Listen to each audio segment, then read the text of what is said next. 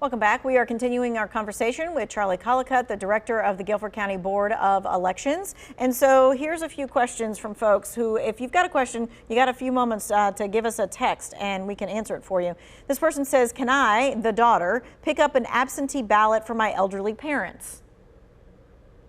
A near relative can make a request for a ballot. You can't actually pick up a ballot, so you make the request for your near relative and then tell us where to mail it, and we will mail the ballot, but not pick up the ballot. Okay, so there's no absentee ballot that actually you can take by hand and then go and bring it home to mom and dad or whoever else. Everything is done by mail, no matter what. That's right. Okay, and speaking of mail, so let's take a look at that.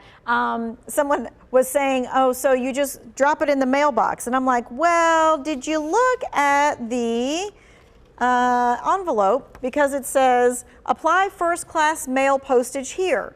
So how much does it cost to mail back your absentee ballot?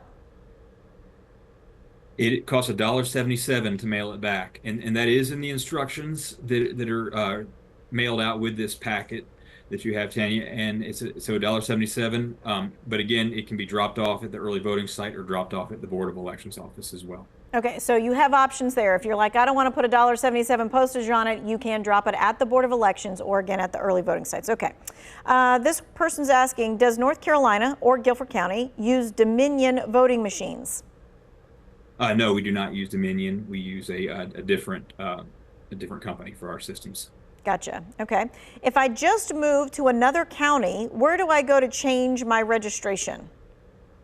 Yeah, the first place to start is that Board of Elections office. Give them a call or check their website, and you can fill a form out and send it to that county. Okay.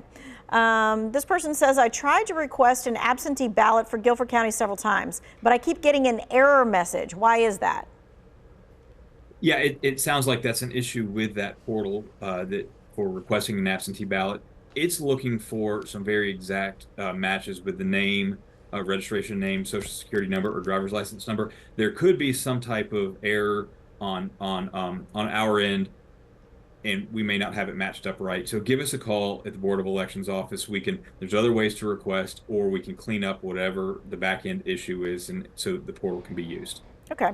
I want to go back to the absentee ballot. So this is the main envelope. This is where you put your driver's license in that, clear packet area.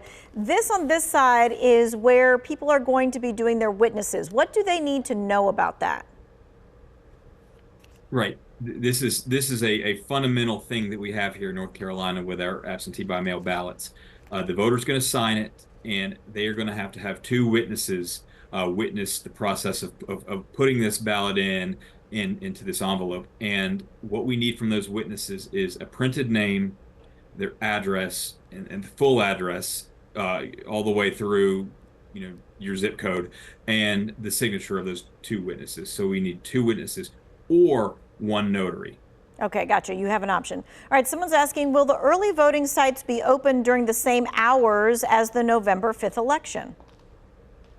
No, the early voting sites are different. They're not the same. So election day is going to be 6:30 to 7:30, and the hours for early voting can vary depending on the day. So I would check our schedule for those dates and times. All right. And someone says, can you use a driver's license which was renewed online as your ID?